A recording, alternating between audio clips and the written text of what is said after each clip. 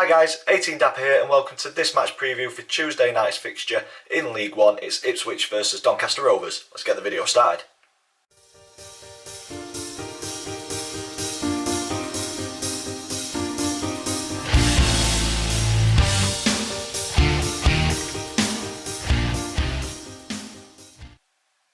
So guys, welcome to this match preview, Ipswich versus Doncaster Rovers in League One, a Tuesday night fixture, a long old way to go on a Tuesday night.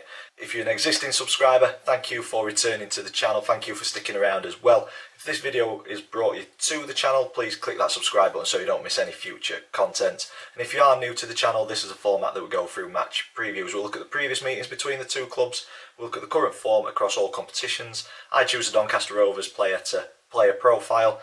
And then we have a quick look at the opponent and my opinion on the one to watch for you guys. As I always say though, you guys know your club much better than what I do, so in the comments down below let me know your thoughts on your team and let me know if you think that what I say is correct.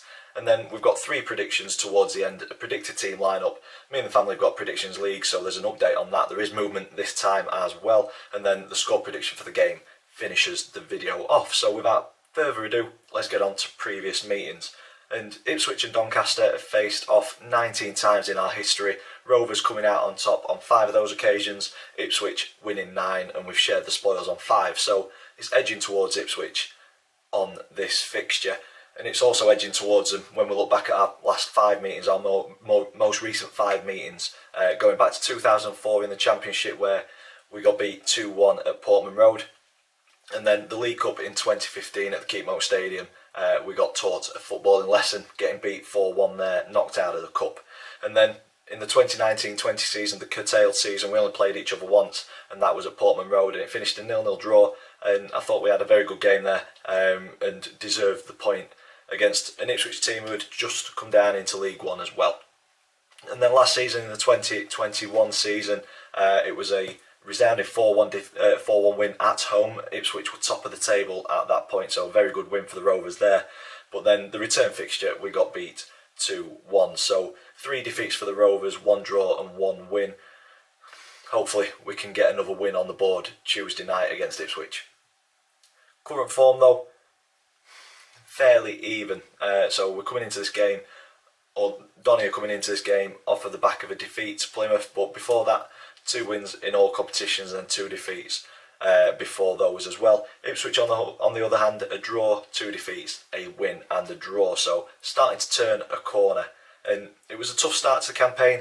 And as I say, it looks like Ipswich are just about starting to click into gear. They've turned a corner with that win and draw in the league. Some upheaval and squad overhaul could be a reason behind the stuttering start to the season. I, for one, I think a lot of other people were expecting Ipswich to start strongly and be a pace setter in the league, but they're struggling down near the bottom of the table along with Donny, so they'll be looking to get points on the board as soon as possible. And the points started to come with a good away win against Lincoln 1-0, coupled with a home point against Sheffield Wednesday, a cheeky little goal there. If you've not seen it, find the highlights, and it's a bit of a calamity from the Sheffield Wednesday goalkeeper, but it helped Ipswich get the point on Saturday, so that'll bring them into this fixture full of confidence. It's a long way to go for the Rovers players after a long trip down to Plymouth as well. So yeah, I think Ipswich will be the more confident set of fans, more confident set of players going into this one, but hopefully the Rovers can cause an upset on Tuesday night.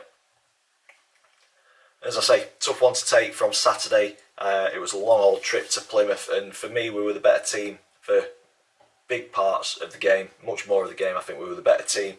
But then after going 1-up, we stopped doing what we were doing so well that got us to that point, and we allowed Plymouth to turn up the heat, turn the screw, and get a foothold in the game. For me, the first penalty, rash tackle, no need for it. The ball had already gone into the box.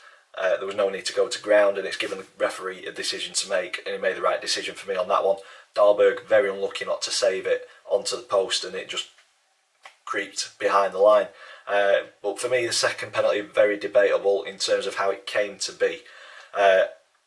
Dahlberg brought him down, no argument about that. But for me, I think there was a foul before Dahlberg's foul on Agard.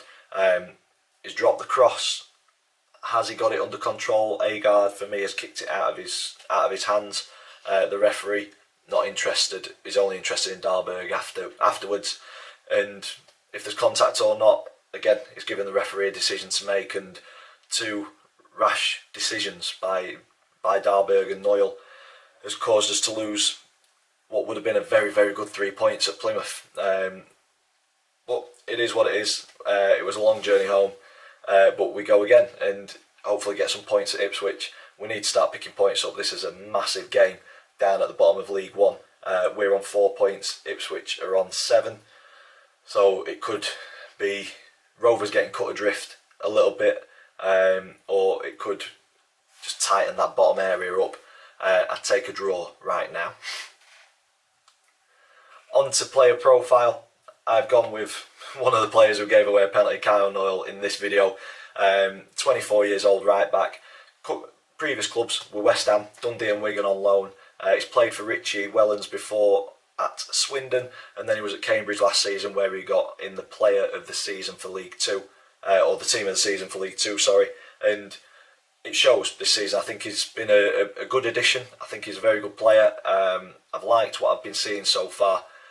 Unfortunate to give away the penalty on Saturday, but for me his performances have been decent in a Rovers shirt, and I'm looking forward to seeing more of him as the season goes on. Career appearances so far, 148 with 3 career goals, so it'd be nice if he pops up with 1 or 2 this season from the right back position. But yeah, I'm happy with this addition to the squad. Hopefully it kicks on in a Rovers shirt over the coming months this season. Moving on to the opponent, they were founded in 1878, currently managed by Paul Cook. He has previous history in League One of getting out of there. So I think Ipswich fans, give him the time, be patient, it will turn around. I think it's starting to already. And I think as soon as it clicks, this squad has got some ability within it. And we'll see you climbing the table sooner rather than later.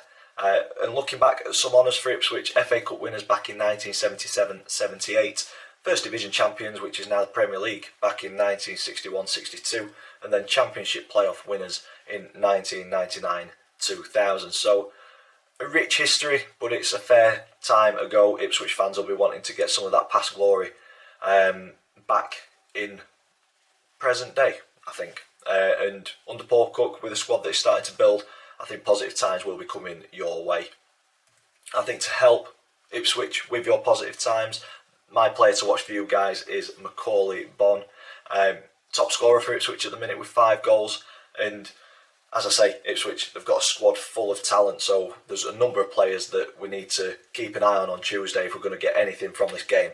But I think if you cut Macaulay out, prevent him from getting any sort of chances in at goal, we've got a good chance of coming away with a point, at least. The performance was good on Saturday. Defensively, some questions there, so Macaulay could potentially exploit those, but we will see. So for me, the one to watch for Ipswich on Tuesday night is Macaulay Bonne. As I say, you know your club much better than what I do, so in the comments down below if you think there's somebody else who we should be keeping our eye out on. And that brings us to the predicted team lineup. This is thanks to FanHub. If you've not got the app yet, please download it. It's a good, fun app with plenty of different things to do on it, plenty of different features. So yeah, go ahead, download that and compete against your fellow fans. But for me, my predicted lineup is unchanged from Saturday. We've gone with Dahlberg in goal, a back four of Noyle, Anderson, Williams and Rowe, midfield three of Matt Smith, Ben Close and Galbraith, and then a front three of Dodo on the right, Hiwula on the left and Chakur up front leading the line. And as I say, I think the performance on Saturday was very, very good. A couple of mistakes cost us the game. You can argue about the refereeing decision, but at the end of the day, we've given him them decisions to make, which is the frustration. So I think the performance should give us optimism for the season, and it's starting to show that a settled squad and a consistent squad are starting to work better together as the games go on. So I don't think we'll change it much on Tuesday night, so I'm going with an unchanged starting 11. Predictions league table. So if you're new to this, me and the family predict the scoreline for every single league game. If we get the scoreline spot on, we get 3 points. If we get the outcome right but not the scoreline, we get 1 point. If we get it completely wrong, we get no points. I do update my Twitter feed with the family's predictions if you want to keep in touch or keep up to date with that before the next preview video comes out. Link to my Twitter is in the description down below, so please go and follow me there.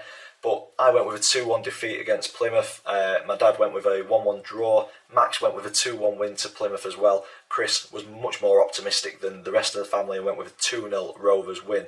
So that shuffled the table around somewhat. Dad still on top with 8, but I am joint top on 8 points after that correct scoreline prediction. Max leapfrogs Chris into third with his correct scoreline prediction, and Chris slips down to bottom on 5 points. So extremely tight going into this one. I'm sure this will change many more times towards the end of the season. So as I say, if you want to keep up to date, link is in the description down below for my Twitter. And then finally, score prediction. So it's going to be a very tough game. There's no two ways about it. It's a massive game for both teams. It's another 6-pointer so early on in the season. Ipswich will be wanting it to push on with their win and draw and start putting together some momentum and climbing the table. We desperately need the points to stay within touching distance of getting out of the bottom 4, which I think we will in the future. Is it going to happen on Tuesday night though? I'm not so sure. It's a very tough place to go. We've got MK Dons coming up the Saturday after as well. But then after that, there's a number of fixtures where we'd be hoping to pick up a fair amount of points. But back to this one, I can't see us getting any points from it, unfortunately. I'm going with another 2-1 defeat. It's a long old way to go on a Tuesday night. And Ipswich probably more confident going into this one than the Rovers. I think we'll get a goal, but I think Ipswich will just edge it 2-1 on the night. Disappointing to say, but as you know, if you've watched the channel for a number of years, I'll always predict with the head and not the heart. I want a Rovers win every single game, but I'll always go with a realistic prediction. So I think Ipswich will edge it 2-1 on Tuesday. And that's it for this one. If you've enjoyed it, big thumbs up for us, please. Comments in the section down below. Subscribe if you haven't already. As always, thank you for watching, and I will see you in the next one.